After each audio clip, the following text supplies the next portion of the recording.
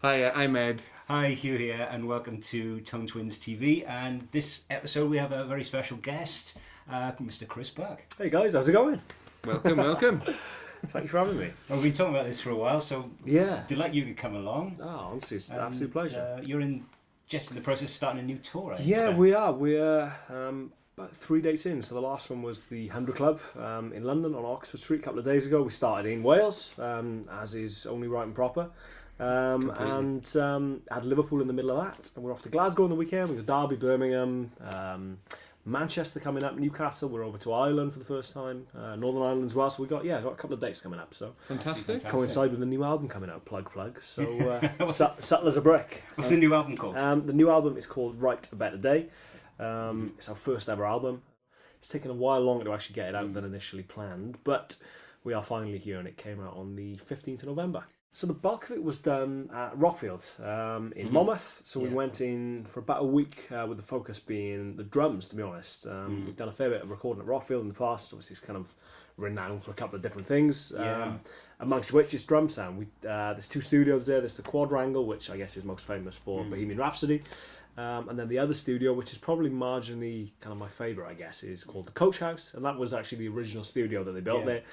That Kingsley built back in the day, and that's got this corridor which runs the length of the studio, which is probably the best kind of room sound for a drum kit that I've ever heard in my life. So at least 50% of the drum sound on this record is a couple of microphones in this corridor. So gone for that kind of big Bonham-esque open tune drum sound. We went in with the focus of getting an album's worth of drum tracks done in the sort of 5 days that we block booked there. And to Bob Richards, the drummer in Buckingham, to his eternal credit, he rattled through them in about 2.5 days. So we ended up doing the bass there and a couple of bits of vocals and piano as well. Yeah, I just wanted to kind of make the most of that space that we had for the week. And then a lot of the overdubs I did at home for guitar stuff. Again, we went into a studio in Ebervale called Leaders Vale. So we sort of did it over the space of a couple of months, I guess. But far be it from me to say, I guess, really. I'm a little bit close to it, but I'm happy with the way it's come out. It's been incredibly well received so far. The tour dates have been blindingly good. 2 out of the 3 we've done have been sold out. So, it's ticking along nicely. So We came along to the Cardiff gig the other night, and it was fantastic. We really enjoyed ourselves. Band sounded great, Sally singing was great. Drums and bass were good, and guitar was alright. It's I'll take that. First night of the tour, I'll take any compliments I can get. It's unfortunate really. The band name is obviously Buck and Evans, which makes us sound like a sort of law firm for the rest of our days. But it is very much a band. Dominic and Bob are as much of a part of the band. At some point we'll have to rename to Buck Evans, Richards and Hill. So really does sound like a law firm. It does, and Sons. And Sons. So name partner in the band. Yeah, exactly. Yeah. You mentioned the fact that you recorded guitar parts at home. So can you tell us a little bit about what your approach to recording is at home? Considering the amp we sat on, it's rather sacrilegious. It's all... to be honest, from a practicality point of view, as much as anything, like I said, the album was done over a couple of months, and we were keeping a very tight eye on the budget, just because I guess it's the reality of releasing a record in the 21st century is that you're probably marginally better spending money on a decent marketing budget and stuff like that, boring stuff ultimately, than you are trying to kind of nail this sort of holy grail guitar tone. So as I said, sacrilegiously, all the guitar parts were actually done on Guitar Rig, which is a plug-in within Logic, which I think for me with gear at least, it's not so much about having the greatest gear in the world, but knowing how to get the best out of what gear you do have. And obviously I do a YouTube thing for Friday Fretworks. I've been doing bits of recording in my house for years and years now, so I know Guitar Rig inside out. Hopefully, I would hope at the very least I know how to get the best out of it. So I thought that it was a kind of convenience thing as much as anything else. And as I said, the reality is that a lot of these guitar parts were done at maybe 1, 2 in the morning when I come home from a gig. My fingers were warm and I fancied having a crack at the solo that I'd done nothing but mess up yesterday or whatever. So it was a thing of convenience as much as anything else. But hopefully, if I didn't say that, people wouldn't necessarily notice. So are you using like the amp models within Logic, but then combining that with maybe output pedals? So a couple of pedals running into it. I mean, to be honest, the bulk of the record was kind of the sort of clean tweed model within Guitar Rig, which again I've used for years, so I know how to kind of get the best out of that. But then running into the interface, I was using the Kali 76 Compact Deluxe, a hell of a lot of strats. Yeah. It's kind of it's kind of been referenced numerous times. It's kind of like the Overdrive for your sort of clean sound, really. It just makes everything a little bit nicer under the fingers and makes your worst day sound slightly less worse. So that and the King of Tone, really, which I appreciate is quite an expensive little sort of duo of pedals, really, but King of Tone, finally, I bought that. I was on the waiting list, as everyone else is, and for around 18 months, I guess, maybe. I totally forgot that I'd signed up for it until the email came through saying, hello, your name's come up if you're kind of still interested. So I bought it, kind of, again, sacrilegiously to admit this, with maybe in the back of my mind, well, at least if I don't like it, I can sell it on, and kind of goes against the ethos of what Mike is doing. I spoke with Analog Mike a few times, and it kind of goes against that, so in hindsight I'm kind of ashamed that I thought that, but I initially didn't bond with it, considering it's my kind of main overdrive pedal. Now it took a little bit of a time to kind of really get used to it and sort of figure out what it was meant to do, and for the longest time I was kind of tube screamer devotee, I guess, kind of coming up through that Stevie school. And it was only really when someone started to point out to me the sort of the mid hump and the bass cut that you get. You kind of spend so much money getting a kind of great clean tone. Kick on a tube screamer, which is undoubtedly a tremendous sounding pedal, but it changes your kind of core tone, I guess, fairly drastically. And I thought, well, let's try and get something a little bit kind of, it's that magic word, isn't it? Transparent. Yeah. Transparency, which the King of Tone is far from transparent. It does have its own very distinct mid hump, but it's infinitely less pronounced than a tube screamer, which it's kind of blues breaker derived from what I've read, which sent me on a bit of a blues breaker path, got an old original Marshall, the kind of pedal, not the amp, which again, thanks to John Mayer primarily, I think fetches a ludicrous amount of money on eBay these days. Luckily I got in before it kind of really spiked, so I think I paid about 30 quid for mine. So this kind of sent me on a bit of a journey, but but as I said, the bulk of the record was done with a Kali 76 running into a King of Tone. Do you know what? For years, I didn't use any form of compression apart from kind of outboard gear in studios, I guess, which kind of you don't necessarily have much say what goes on your guitar after it leaves the amp. But I used, funnily enough, ended up using a little Boss compressor that I kind of acquired from somewhere and didn't have kind of much interest really in what it was or what it did or whether it would kind of really fit into my rig. And that in itself is not a bad pedal really, kind of but set this sort of thing in the back of my mind as to maybe compressors do have a place on my board, maybe should dig into this a little bit more. So I used a succession of compressor pedals, and again someone recommended the Kali 76. And there is, it's kind of cliche to say there's no going back once you've used that. I reviewed them for Guitar Magazine. Of course, They're derived from the supposedly 1166 Uris. That mix control on it, although not kind of unique to that pedal, is just such a brilliant way of. The thing I'd always struggle with compressors is, again, like I said, with tube screamers, it inherently changes your core tone. So obviously blending in a bit of your tone. Blending in the clean tone just sort of maintains a little bit of clarity. Attack, and you get the kind of the nice squishiness and the sustain, but you don't get that sort of initial doesn't kind kill of the transients. Yeah, exactly. It doesn't kill the transients. It sort of maintains your attack. So it's a fantastic pedal. But as I said, sacrilegiously, the amps were digital, unfortunately. So I don't think that's sacrilege at all.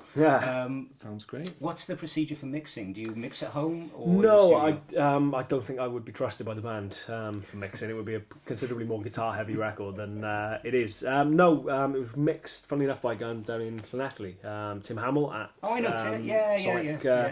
So I don't say Sonic Timber, which is his email address, but I don't think that's the name. Sonic One Studios. Sonic One is. Fantastic engineer. To be honest, it kind of at points we were having it mixed by him, thinking, why don't we just come down here and do the entire record? It's such a brilliant engineer. Great insight. Really kind of. Even if we kind of didn't have him on board as a producer so much, he's got great kind of a ear for songs and melody, and just brilliantly talented guy who did a fantastic job of mixing the records. So who knows, at some point maybe for the next record we'll just head down the road instead. Give us a run through then on the main guitars that you tend to use. So on the record, it's primarily Strat and Yamaha Revstar. So I do a lot of work with Yamaha, and the 502 Revstar is the one I sort of lean to more heavily. I've got a 720 as well, which is the one with Bigsby. It's a great sounding guitar, but the 502, it's kind of, again, I guess as soon as you have any affiliation with a company, people tend to take whatever you say with a pinch of salt, But it's such a great guitar, I've got a 502 in British Racing Green and in Shot Black. Arguably, the one in green sounds better. Obviously, green is inherently a better tonal colour, but the one in black is just one of the coolest sounding guitars I own. It's great sounding thing, plays beautifully. Probably a bit dark though, because it's black. Yeah, exactly. Yeah, it darkens the tone. I find that. Keep tuned for the episode where we do different guitars, colours, effect on tones. Absolutely. It's coming I'm soon. sure that's around about done. April, I think. Someone has bound to have done that at some point.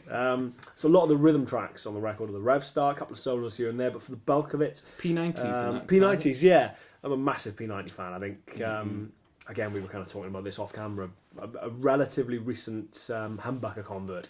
Now I know what they were meant to sound like at the very least. The shape of PAF, I've kind of, especially when I was younger, came up through that sort of / Les Paul school. Yeah. I've got an 01 Les Paul Standard, which is, kind of great guitar, but I struggle with it. It sounds a little bit dark, I guess, a little bit kind of muddy here and there.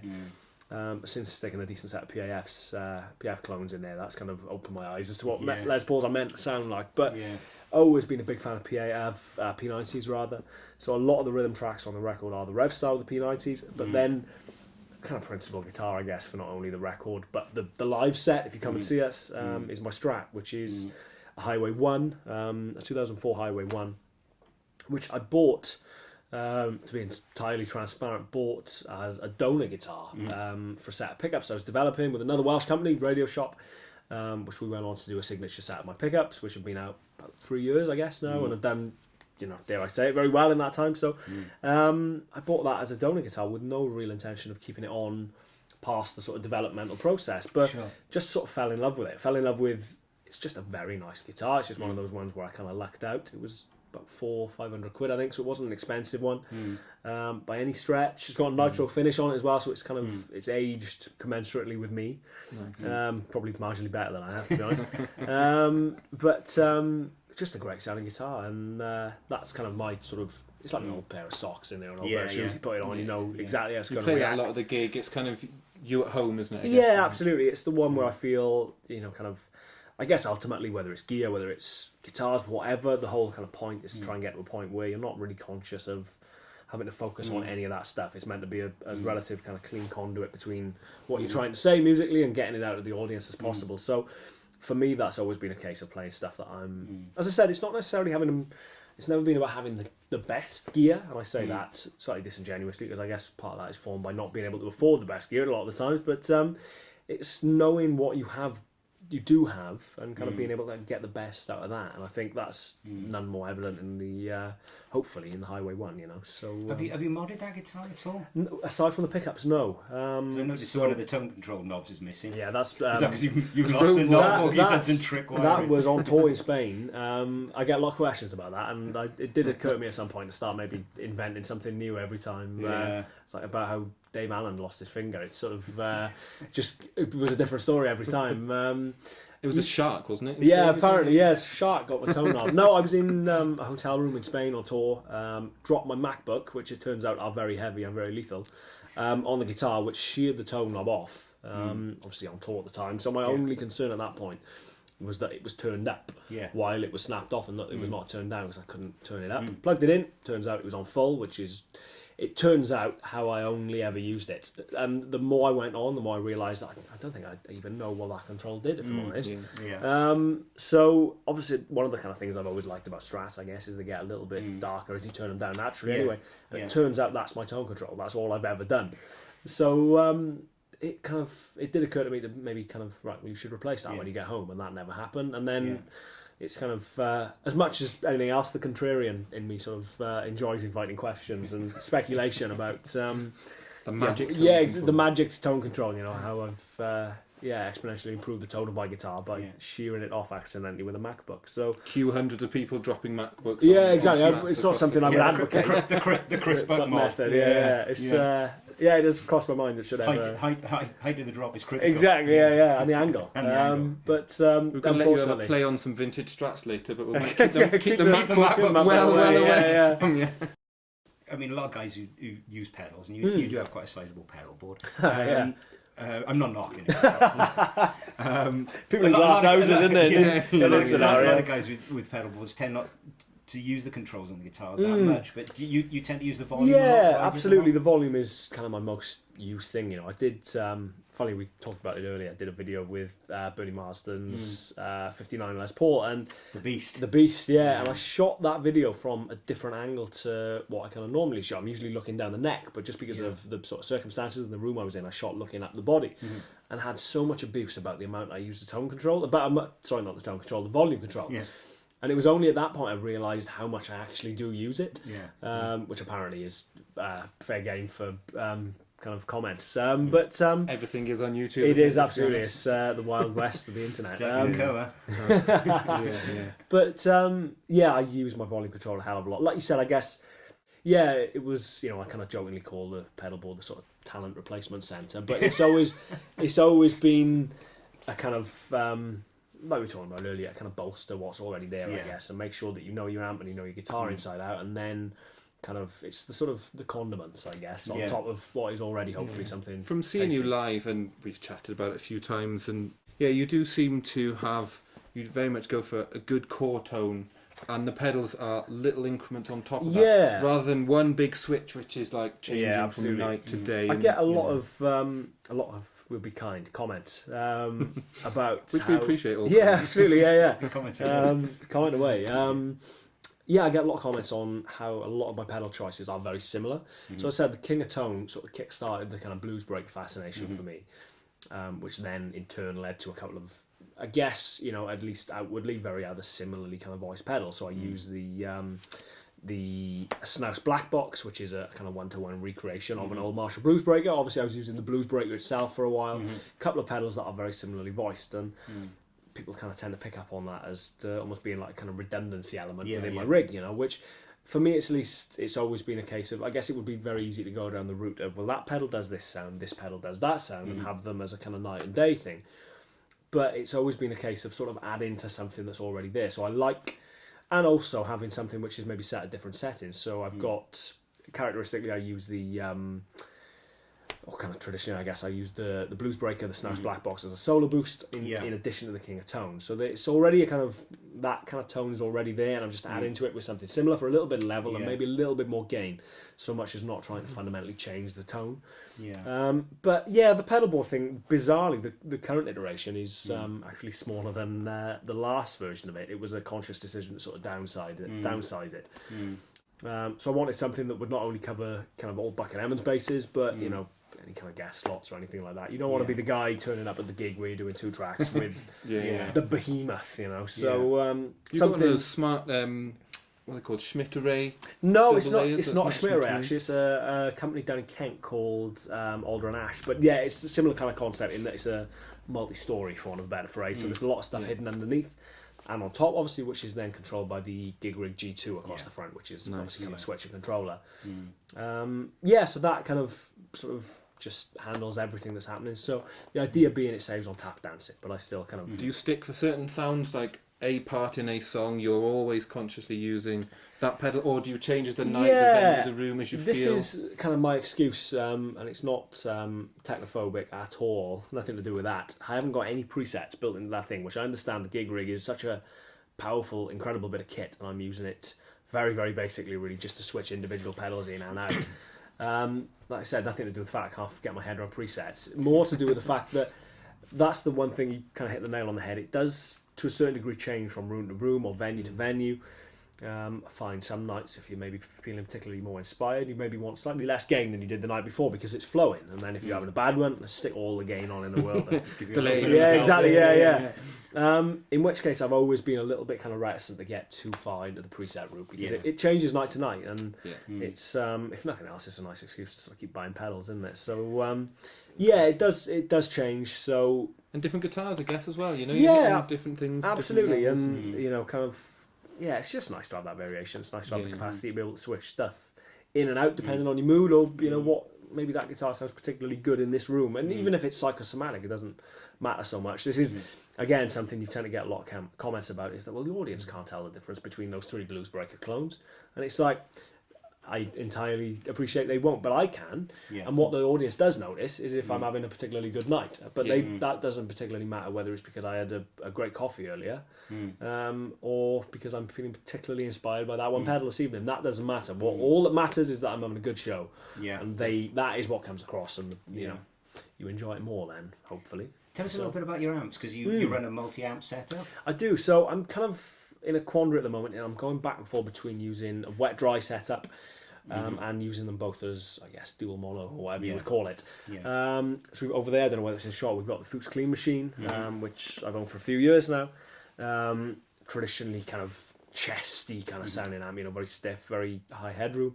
Is it kind of Dumble inspired? It's kind of, that kind of similarly voiced, I guess. Going for that kind of steel string singer sort of clean platform kind of thing.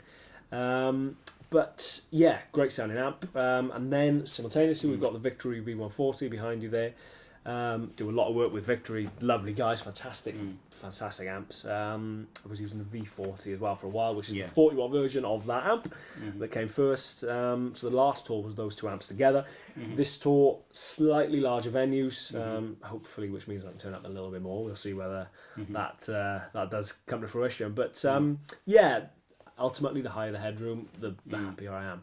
Like I said, at the moment for the last two shows, I've been running them in dual mono, but the way the board is wired, obviously Dan Steinhardt from the Gig Rig wired it up, and it does have the capacity to wet dry, which is bizarre. I'm having a bit of a crisis with that because it sounds amazing. Yeah. All that I struggle with, I think, I've got so used to when I want a wet delay, I want a wet delay. And obviously with the wet-dry setup, you've got a 1 amp handling just the dry side of stuff. So the advantage of that, obviously, is that it handles the dry stuff, so you maintain that clarity and that directness. So arguably, you could use more of the wet effect, because you still have the dry in there. But I got so used to that kind of wall of sound behind me. Suddenly having that distinction or separation between the two amps is a little bit unusual. So, I'm kind of back and forth. In some shows, wet-dry, which the sound guys tend to like, because obviously it gives them an element of control. Don't give them control. Exactly, which I was going to say, conversely, can be a terrible idea. So, it's kind of back and forth between dual mono and wet dry at the moment. Yeah. But there's no gain as such from the amplifiers. No, all of the gain comes from the pedal boards. Like I said, I set the amps as clean and as loudly as I can get away with.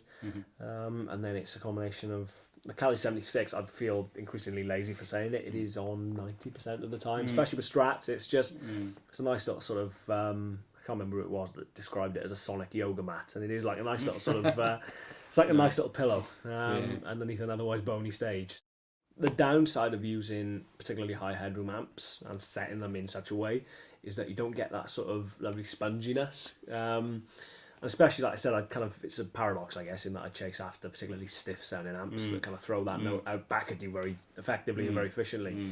The downside of that is that you don't get that kind of sponginess. So it's a nice way of bringing that back in so much. I don't use it as a compressor in the kind of more traditional way, I guess, but it just kind of adds a little something which makes it just feel a little bit nicer under the fingers, a little bit more soft, you know.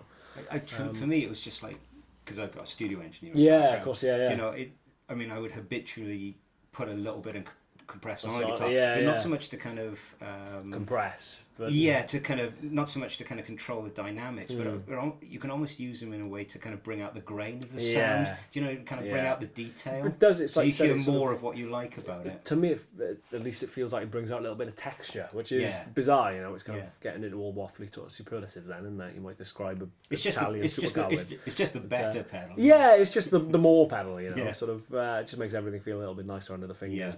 You mentioned. Let's pick up on the fingers thing. I notice you play as much with your fingers as you do with a plectrum. You seem to swap back and forth in a. It's funny. It's not really. Way. It's not. I get asked a lot in regard to when. Like, I guess the thought process, which always intrigues me as much as anything else. You know, it's if I ever try to learn anything off anyone, it's trying to get inside the thought process and the mindset behind something, so much as the actual technical kind of element behind it. And I wish I could give a more kind of erudite answer, really, because it's such a, at this point at least, it's such a subconscious thought process in regard to kind of actively think, right, this bit will be fingers, which is why I'm flicking back and forth between the two so frequently, is that it's just something that happens. And it all came about, really, it wasn't, again, even starting to do that wasn't a conscious thought process, in that just there is a different dynamic, there's a different sound, it's just a kind of, ultimately, I guess your finger has more tonal characteristics than a piece of plastic, you know. Like, don't be wrong, I use a plectrum all the time, but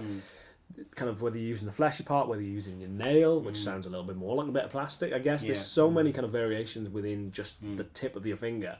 Plus you're using your thumb a lot, and absolutely, texture on the. It's bizarre. We were talking about it then. It all came about, I guess. I don't use my index finger for anything other really than holding a plectrum, which seems like a particularly poor use of an otherwise decent finger. But when I was kind of 14, 15, I guess I went through a phase where I would just play guitar exclusively with that finger in place of a plectrum. So I was doing all the strumming. That was I just consequently ruined the nail, so it just refuses to grow, and it just snaps at the first sign of trouble. So consequently I took the plectrum up in there, and then used my second finger, middle finger and ring finger on my right hand, as well as my thumb, for a bit of a kind of claw thing, I guess. But again, that wasn't taught. That was just far from the first guy to do it, you know, can't take any credit for it, but it's just something that kind of naturally developed and kind of crept into my playing over time, I guess. But again, it's just different tonal variations. It's just, I guess, kind of, again, it brings it back around to the volume control in a way, in that people are very quick to sort of overlook what you naturally kind of have anyway, whether that's a volume control built into a guitar or the kind of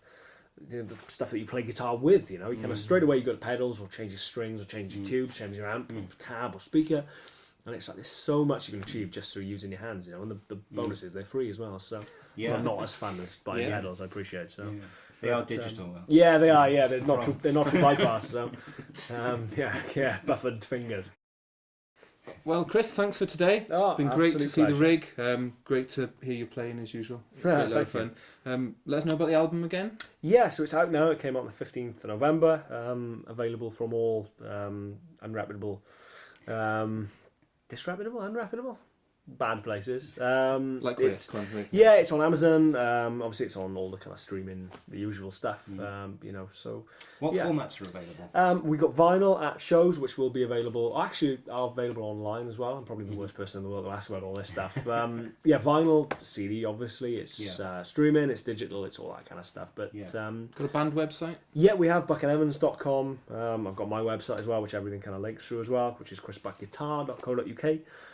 Because some unscrupulous person snapped up chrisbuckguitar.com on the one day I forgot to renew it, and then tried to sell it. Bear in mind, it cost me about £4 a year, and then tried to sell it back to me for £600. And I said, no. So chrisbuckguitar.co.uk, buckandevans.com. It's on Amazon, it's on iTunes, on Spotify, it's on Apple Music. All of the things which we don't really earn very much money for you listening to it on. So and come and see you guys live shows. Absolutely, come see us live. Buy a CD, buy a T-shirt, buy whatever we're selling. So brilliant. Okay, well, thanks for watching. We've really enjoyed talking to Chris, and we'll see you next time. Awesome. Thanks very much. Cheers, guys. We're out. Double.